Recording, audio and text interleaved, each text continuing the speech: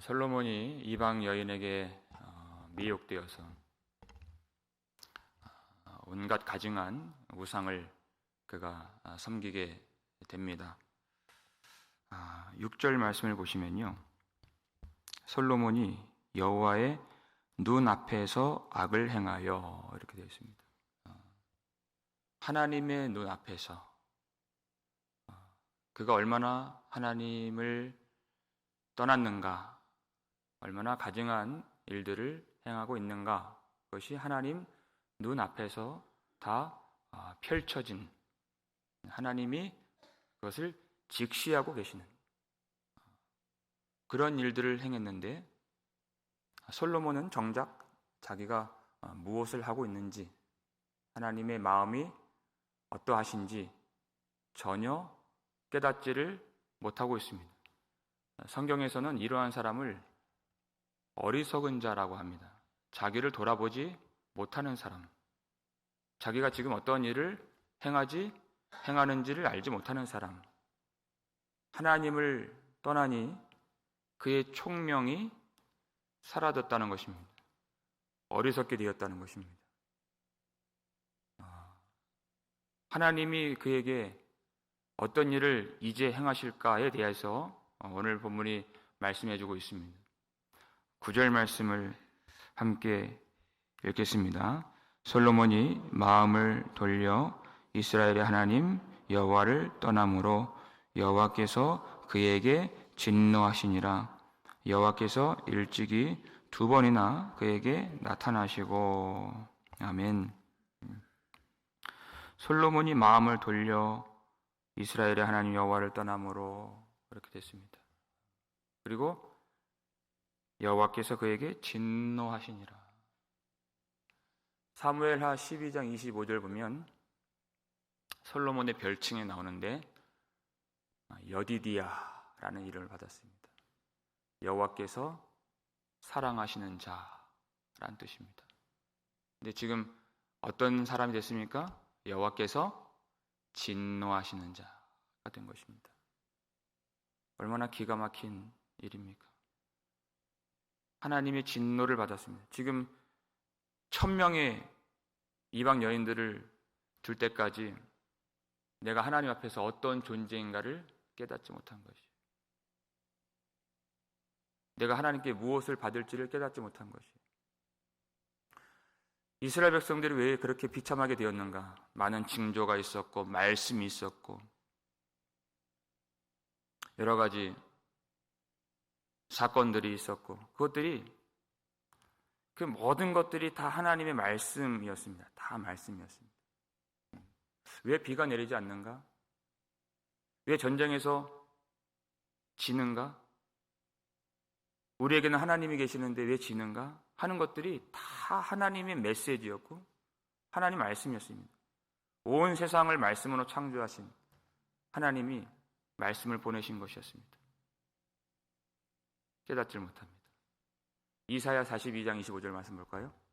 이스라엘 백성들이 왜 그렇게 어렵게 되었는가? 읽겠습니다.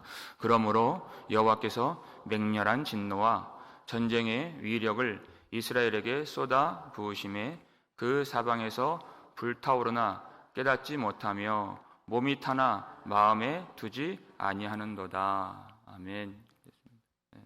온 사방이 다 불타요. 전쟁이 일어나서 폐허가 됩니다. 그것을 보고도 깨닫지를 못하고 하나님의 마음을 읽지를 못해요.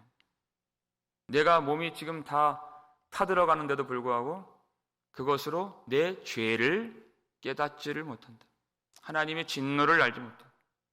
죄를 깨닫지 못한다. 얼마나 어리석은 자가 된 것입니까? 하나님은 많은 것을 요구하지 않으셨습니다. 9장 4절 5절 보니까 내 마음을, 오직 내 마음을 온전하게 하라 그랬어요. 내 마음을 바르게 하라. 내 아들아, 내 마음을 내게 달라. 이거 한 가지. 그 나라를 부유하게 하거나 그 나라를 강하게 하거나 어떤 도시를 세우거나 하는 것들에 대해서 한 번도 하나님이 요구하신 적이 없습니다. 하나님은 인격적인 분이십니다. 인격적이라는 것은 우리가 범죄하고 우리가 가증스러운 우상을 섬길 때 그때에도 아버지가 너털 웃음으로 우리를 축복하시는 그러한 우상이 아니시다는 것입니다. 그때는 하나님이 복을 주실 수가 없는 것입니다. 하나님의 마음을 아는 것, 하나님이 우리의 죄로 말미암아 얼마나 괴로워하시는지, 아파하시는지, 그리고 화가 나시는지 그걸 아는 것이 인격적인 것입니다. 우리의 죄는 하나님의 고통입니다. 우리는 우리의 고통만 생각해요. 우리의 가난, 고통, 질병, 외로움, 억울함. 십자가를 보십시오. 우리의 죄는 어떤 작은 죄라도 하나님이 죽으시는 하나님의 고통입니다. 그 마음을 읽어내는 것이 신앙입니다. 나에 대해서 오로지 내게 매몰되었던 내가 나에서 나와서 하나님께로 들어가는 것이 그것이 신앙생활인 것입니다.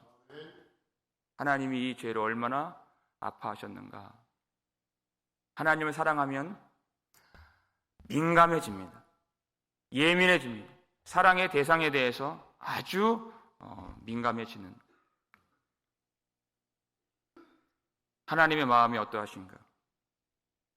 솔로몬은 하나님을 떠나고 마음이 굳어지고 총명이 사라져서 여디디야, 하나님의 사랑받는 자에서 하나님의 진노 받는 자로 된 것을 깨닫지를 못했습니다. 하나님이 복을 주시려면 그 됨됨이가 되어야 되는 것입니다. 하나님을 사랑하는 그 말씀을 지킬 수 있는 하나님 자녀의 됨됨이가 되어야 우리가 하나님의 축복을 받을 수 있는 것입니다. 하나님이 2번이나 나타나셨다 그랬습니다. 얼마나 솔로몬을 사랑하셨으면 기브온에서 나타나시고 성전 건축 완공되었을 때에도 그때에도 똑같이 내 마음을 온전하게 하라. 이 성전을 지은 것이 전부가 아니다. 내 마음을 바르게 하지 아니하면 이 성전이라도 나는 다 무너뜨릴 것이다. 이렇게 말씀하셨습니다. 그런데 솔로몬은 하나님의 말씀을 마음에 담지 않고 미혹되어서 가증한 우상을 섬기고 말씀을 어긴 것입니다. 우리가 11절 말씀을 함께 읽겠습니다. 여호와께서 솔로몬에게 말씀하시되 내게 이러한 일이 있었고 또 내가 내 언약과 내가 내게 명령한 법도를 지키지 아니하였으니 내가 반드시 이 나라를 내게서 빼앗아 내 신하에게 주리라. 아멘. 하나님은 인격적이시다는 것은 하나님은 반응하신다는 것입니다. 우리의 좋은 것에 좋은 것으로 반응하시고 우리의 나쁜 것에 또한 그에 상응한 그것으로 반응하시고, 그러니까 하나님이 진노하셔서 이런 말씀을 하십니다. 솔로몬은 하나님을 사랑한다고 했지만 실상 더 많은 이방 여인들을 사랑했고 성전을 짓는다고는 했지만 성전이 보이는 그 맞은편 예루살렘 산에다가 가증한 우상의 산당을 만들었습니다. 그의 마음이 찢어졌습니다. 그의 마음이 쪼개어졌습니다. 하나님을 사랑하는 마음에서 우상을 사랑하는 마음으로 나뉘어졌습니다. 그래서 하나님이 하시는 일이 내 나라를 쪼개어버리겠다는 것입니다. 내 나라를 나누겠다. 그리고 내 신하에게 주겠다. 얼마나 수치스러운 일입니까? 내 신하에게 그것을 쪼개서 주겠다. 더 많은 부분을 줬습니다. 하나님이 실제로 훨씬 더 많은 부분을 줬습니다. 솔로몬이 이방 여인들과 결혼한 이유는 단지 정욕 때문에 결혼한 것이 아니라 그런 이방 나라의 힘을 의지하려고 결혼했던 것입니다. 정략 결혼을 한 것입니다. 자기 딴에는 자기 지혜로 그렇게 하면 그들의 군사력을 이용할 수 있을 거라고, 그들과는 적어도 전쟁하지 않을 거라고 생각해서 결혼을 한 것입니다. 그런데 그것은 하나님이 주신 지혜가 아니었습니다. 이스라엘은 이제 자기들 안에서도 계속 남유다와 북이스라엘로 전쟁하게 되는, 전쟁이 끊이지 않는 그런 나라가 되었습니다. 이스라엘의 역사를 보면 이스라엘이 하나님을 떠나고 하나님을 버려서 의지했던 그 무엇이 있다면 그것 때문에 이스라엘이 망하게 되었습니다. 이스라엘을 지켜줄 수 있는 건 아무것도 없습니다. 이 땅에는 하나님 외에는 없습니다.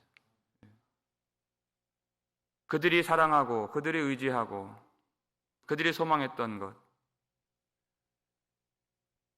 그것들이 다 이스라엘을 삼키고 짓밟고 빼앗고 멸망시키는 그런 나라들이었습니다. 아무것도 지켜주지 못합니다. 우리가 말씀 하나 지키지 못하면 지킬 수 있는 것은 아무것도 없습니다. 하나님 우리에게 주시는 평강, 하나님 우리에게 주신 지혜, 우리에게 주신 안식과 기쁨, 아무것도 지킬 수가 없는 것입니다. 하나님은 한 가지 요구하십니다. 마음을 다하여서, 마음을 온전히 하여서 말씀을 지키라는 것입니다. 그러면 하나님이 우리 모든 것을 지켜주신다는 것입니다.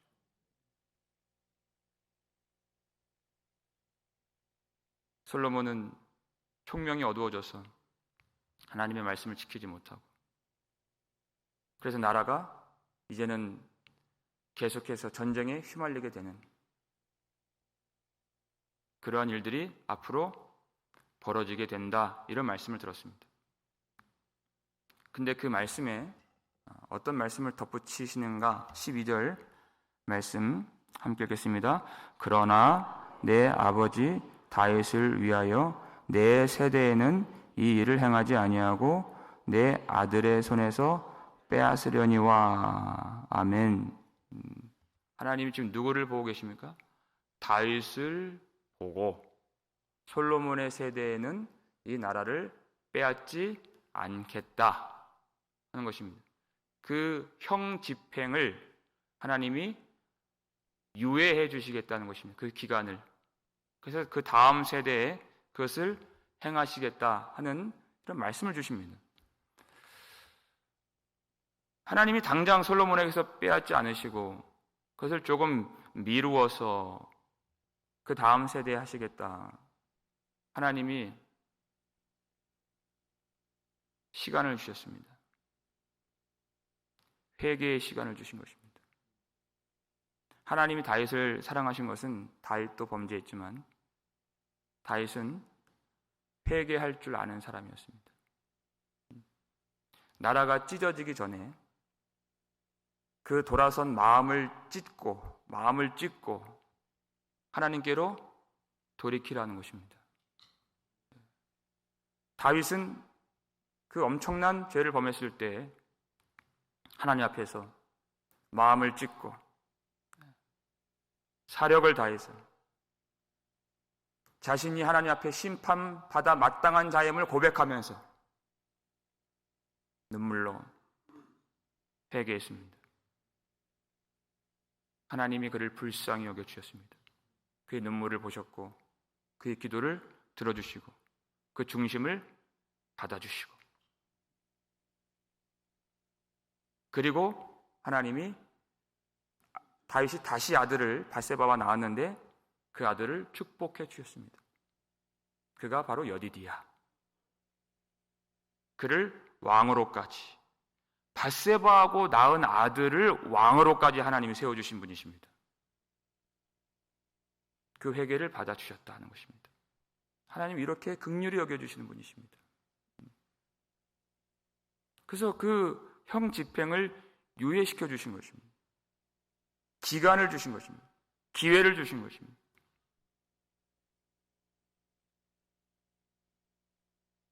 그 이유는 한 가지, 진실한 회개. 거기에 있습니다. 베드로후서 3장 9절 말씀이죠. 읽겠습니다. 주의 약속은 어떤 이들이 더디다고 생각하는 것 같이 더딘 것이 아니라 오직 주께서는 너희를 대하여 오래 참으사 아무도 멸망하지 아니하고 다 회개하기에 이르기를 원하시느니라. 아멘. 주님은 오래 참으십니다. 당장 그것을 행하실 수 있지만 주님은 오래 참으시는 분이십니다. 왜냐하면 아무도 멸망당하지 않기를 원하시고 한 가지, 다 회개하기에 이르기를 원하시기 때문에, 그래서 하나님이 참으신다는 것입니다. 하나님이 지금 이 죄악에 가득한, 우상에 가득한 이 세상을 존속하시는 이유가 어디에 있겠습니까? 회개함이 있다는 것입니다. 하나님이 이렇게 하나님을 모르는, 하나님을 떠난 이 땅에 있는 사람들, 그들에게 여전히 비를 내려주시고 전쟁 가운데서도 하나님이 보호해 주시고 그것을 그쳐주시고 다 소득이 있고 소출이 있고 먹을 것이 있도록 해를 비춰주신 그 목적이 무엇입니까? 우리의 건강이 아닙니다. 우리의 생활의 안전, 안위가 아닙니다. 다 회개하여 그 영광에 이를 수 있도록 한 날이라도, 한 사람이라도 그 땅에, 그 도시에, 그 나라에, 이 지구상에 한 사람이라도 회개하는 자가 있도록 복음이 선포되는 그 자리에서 나는 선 줄로 알았고 나는 믿는 줄로 알았지만 교회 안에 있으면서도 진정으로 회개하지 못한 자가 있다면 그 사람이 회개할 수 있도록 오늘도 우리를 지켜 보호해 주신 것이고 이 모든 우주 만물을 하나님이 통치해 주신 것입니다. 한 가지 목적, 회개를 위해서요. 우리는 이 기회를 잃어버려서는 안 됩니다. 하나님이 왜 우리의 육신을 지금 붙잡고 계시는가? 오늘도 이렇게 서서 말씀을 전할 수 있고 이렇게 나와서 힘을 내어서 기도할 수 있도록 하시는가? 다른 데 목적을 둬서는 안 됩니다. 회개하는 것보다 더 큰 축복은 없습니다. 하나님께로 돌이키는 것이, 사랑하면 할수록 그 마음이 민감해진다고 했어요. 그러면 그 전에는 알지 못했던 것, 전에는 내 무뎌져서 회개하지 못했던 것, 빛이 비치면 그런 것들까지 다 보게 됩니다. 얼마나 내가 그 속에서 하나님을 배역하는 것이 은밀하게 내 속에 있었는가, 그것이 보여지게 됩니다. 하나님은 진노 중에도 긍휼을 베푸시는 분이십니다. 그 다음 세대에 일어난다고 해서 여러분 마음이 안일할 수 있겠습니까? 우리의 아들이 그런 일을 당하는데, 이제는 나 때문에 우리 아들이 그런 일을 당하게 생겼는데 얼마나 기도를 해야 되겠습니까? 다윗의 범죄 때문에 밧세바하고 낳은 그 아들이 죽었지 않습니까? 다윗은 얼마나 기도를 했습니까? 지금 그 얘기입니다. 내 때에는 괜찮다고 생각하는 것은 그건 신앙이 아닌 것입니다. 내가 이제까지는 안전했고 앞으로 내 살 날까지는 괜찮을 것 같다고 생각하는 것은 하나님이 주신 마음이 아닙니다. 우리 다음 세대를 위해서, 지금보다 더 영적으로 어렵게 될 그 아이들을 위해서, 우리 후손들을 위해서 얼마나 주님의 은혜를 구해야 되겠는가 하는 것입니다. 이 속에 하나님의 놀라운 은혜가 숨겨져 있습니다. 13절 말씀입니다. 함께 읽겠습니다. 오직 내가 이 나라를 다 빼앗지 아니하고 내 종 다윗과 내가 택한 예루살렘을 위하여 한 지파를 내 아들에게 주리라 하셨더라. 아멘. 나라가 다 쪼개진다 그랬습니다. 그런데 솔로몬에게 주시는 것은 단 한 조각, 한 지파. 그것은 남겨주리라. 그 지파가 어떤 지파입니까? 내 종 다윗과 내가 택한 예루살렘을 위하여 한 지파를 내 아들에게 주리라. 바로 유다 지파.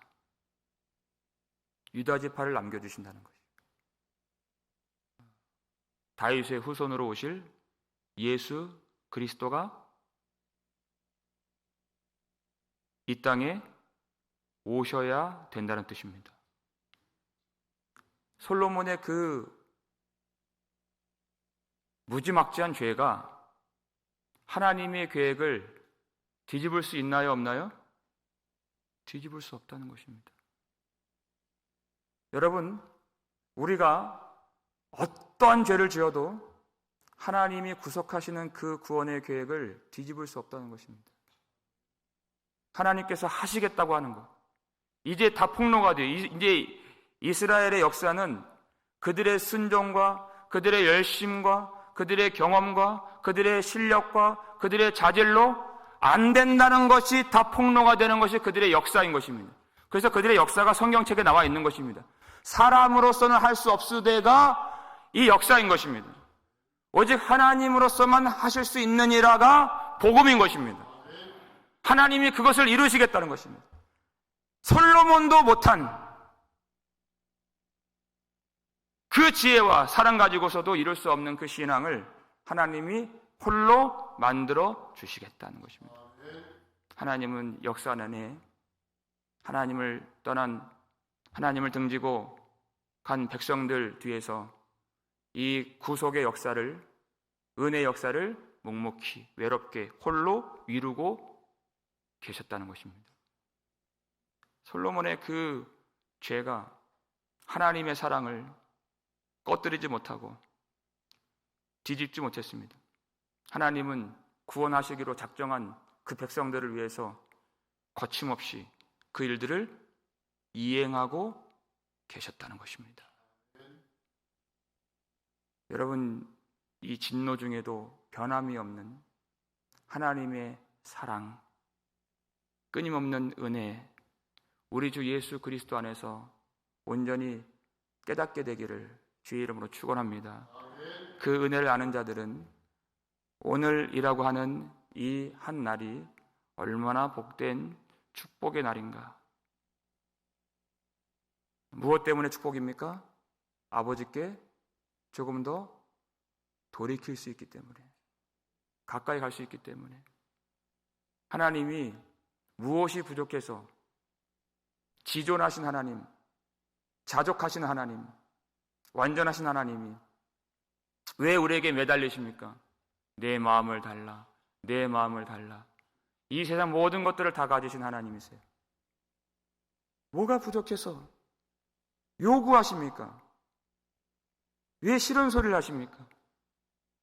왜 매달리십니까? 우리와 언약으로 묶여 있기 때문에 하나님, 그걸 사랑이라고 하는 것입니다. 나 자신을, 우리의 마음을 그 누구에게도 어디에도 빼앗기지 않고 주님께 드리며, 우리가 은밀하게 범죄한 것이 있다면, 그리고 하나님 앞에 부끄러운 모습이 있다면, 하나님을 사랑할수록 나의 부족함을 느끼고 나의 부끄러움을 느끼는 것이 마땅한데, 그런 것들을 오늘 말씀의 빛 가운데 찾아내서 오늘 한날 진실하게 예수 십자가 붙들고 예수님이 우리 대신 심판 받아 주셨기 때문에 우리에게는 하나님의 은혜가 임하여진다는 확실한 복음을 믿고, 우리의 어떠한 죄도 하나님의 사랑을 꺼뜨릴 수 없다는 복음의 사실 가운데에서 진실하게 회개하여 하나님의 풍성한 은혜, 다함 없는 사랑, 끊임없는 긍휼을 맛볼 수 있는 복된 날이 될 수 있기를 주의 이름으로 축원합니다.